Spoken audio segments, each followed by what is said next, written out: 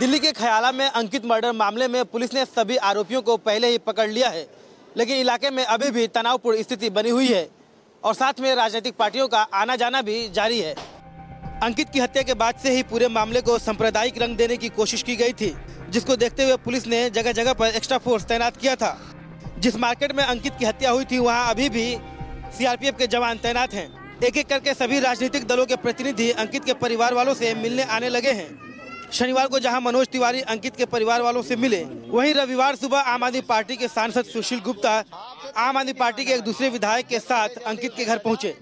ये लोग अभी वहां से निकल भी नहीं पाए थे कि कांग्रेस के पूर्व सांसद महाबल मिश्रा भी परिवार वालों को सांत्वना देने पहुँच गए। पुलिस के सामने सबसे बड़ी चुनौती माहौल को बिगड़ने से रोकना है और इसके लिए पुलिस तमाम जरूरी कदम उठा रही है। वीडियो जर्नलिस्ट संजय कुमार के साथ Rizwan Arif, news nation, Delhi.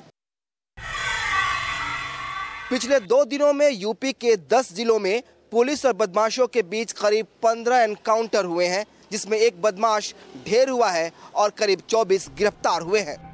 UP police और एसटीएफ की टीम को बड़ी सफलता तब हाथ लगी जब 25,000 के इनामी कॉन्ट्रैक्ट किलर इंद्रपाल जाटव को मुजफ्फरनगर एनकाउंटर में मार गिराया गया। यूपी पुलिस इसे अपनी बड़ी कामयाबी मान रही है। यूपी पुलिस ने पिछले 48 घंटे में मुजफ्फरनगर, गोरखपुर, बुलंदशहर, शामली, हापुड़, मेरठ, सहारनपुर, बागपत, कानपुर और लखनऊ में एनकाउंटर किया है। इन बदमाशों के पास से भारी मात्रा में कैश, गहने और कई कारें बरामद हुई हैं। सूबे में सरकार बनने के साथ ही सीएम योगी आदित्यनाथ ने अपराधियों के खिलाफ कड़ी कार्रवाई के लिए सख्त निर्देश दिए थे, जिसके बाद यूपी में एनकाउंटर्स का सिलसिला शुरू हुआ, जो आज भी जारी है। वीडियो जर्नलिस्ट मोहम्मद फहीम के साथ विनोद मिश्रा, न्यूज़ नेशन, लखनऊ।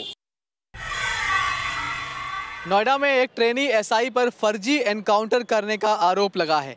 पीड़ित का कहना है कि एसआई ने उसके भाई के गले में गोली मार दी। नोएडा के सेक्टर 122 में रात लगभग 10 बजे 4 लोग एक गाड़ी से सेक्टर 122 की तरफ ही आ रहे थे। उनका आरोप है कि रास्ते में पुलिस वालों ने उन्हें रोका और उनके साथ हाथापाई शुरू कर दी। पीड़ितों का आरोप है कि कुछ देर बाद एक एसआई ने अपनी पिस्तौल निकालकर उनके भाई के गले में गोली मार दी। हालांकि घटना के बाद आरोपी एसआई के साथ जो दूसरे पुलिस वाले थे, वही पीड़ितों को लेकर अस्पताल पहुंचे। पुलिस ने इस पूरे मामले में एक प्रेस कॉन्फ्रेंस की और ये साफ किया कि ये फर्जी एनकाउंटर का मामला नहीं है। आरोपी एसआई को गिरफ्तार कर जेल भेज दिया गया है और उसके साथ मौजूद उसकी टीम में बाकी 3 लोगों को भी सस्पेंड कर दिया गया है।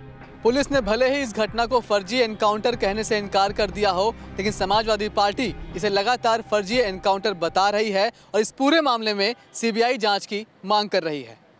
नोएडा से वीडियो जर्नलिस्ट नवीन चौहान के साथ मनीष चौरसिया, न्यूज़ नेशन।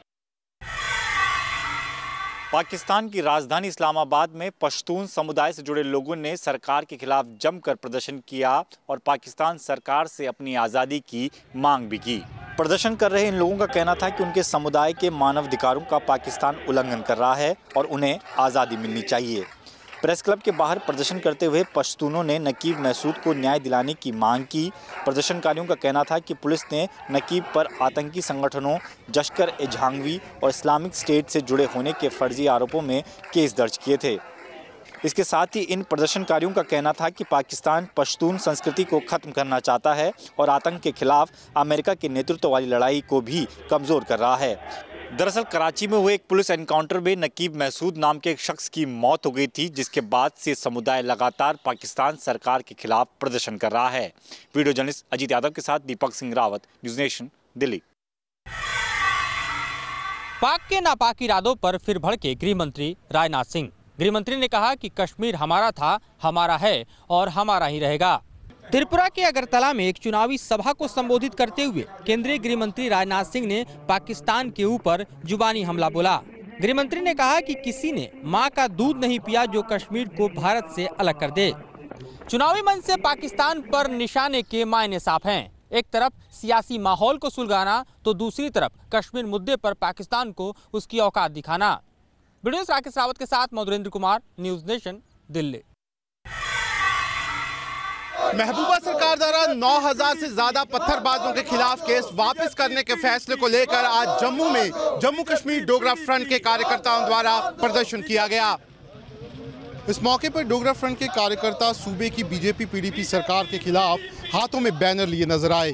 गुस्साए कार्यकर्ताओं ने सरकार के खिलाफ जमकर नारेबाजी की और सरकार पर देश विरोधी नीति अपनाने का आरोप लगाया। प्रदर्शनकारियों के मुताबिक एक तरफ सरकार पत्थरबाजों से लड़ रहे हमारे सैनिकों के खिलाफ FIR दर्ज करवाती है, तो दूसरी तरफ पत्थरबाजों को खुलेआम घूमने के लिए उनके केसों को वापस लेती है, जिसे किसी भी सूरत में बर्दाश्त नहीं किया जाएगा। जम्मू कश्मीर सरकार ने भले ही पत्थरबाजों के खिलाफ केस वापस ले लिए हों, लेकिन देखना यह है कि अब ये पत्थरबाज मुख्य धारा में जुड़ते हैं या फिर एक बार पत्थर उठाते हैं। वीडियो जर्नलिस्ट अंकुश शर्मा के साथ Shahnawaz Khan, news nation, Jammu. Bihar BJP के सीनियर लीडर यशवंत सिन्हा मध्य प्रदेश आकर किसानों के समर्थन में सरकार के खिलाफ धरने पर बैठ गए हैं। MP के नरसिंहपुर में पिछले 3 दिन से सिन्हा धरने पर हैं और अब बिहार से ही एक और लीडर शत्रुघ्न सिन्हा भी उनके साथ आ रहे हैं। पूर्व केंद्रीय मंत्री और बीजेपी लीडर यशवंत सिन्हा मध्य प्रदेश के नरसिंहपुर में किसानों के मुद्दे को लेकर कलेक्ट्रेट के सामने धरने पर बैठ गए हैं। सिन्हा 3 दिन से लगातार किसानों के साथ आंदोलन में शामिल हैं और उन्होंने ये भी कहा है कि अगर सरकार ने उनकी मांगे नहीं मानी तो यह आंदोलन दिल्ली तक जाएगा। खास बात यह है कि सिन्हा बीजेपी के लीडर हैं, लेकिन इस आंदोलन में बीजेपी के अलावा तमाम दल उनके साथ खड़े हुए हैं। यशवंत और शत्रुघ्न दोनों ही बीजेपी के सीनियर लीडर हैं, लिहाजा शिवराज की सरकार उनके खिलाफ एक्शन लेने से बच रही है, तो वहीं ये दोनों लीडर किसानों के साथ सरेआम धरना करके सरकार की ही मुश्किलें बढ़ा रहे हैं। वीडियो जर्नलिस्ट अभय के साथ नीरज श्रीवास्तव, न्यूज नेशन, भोपाल। राष्ट्रपति रामनाथ कोविंद 5 फरवरी को करेंगे मुगल गार्डन का उद्घाटन।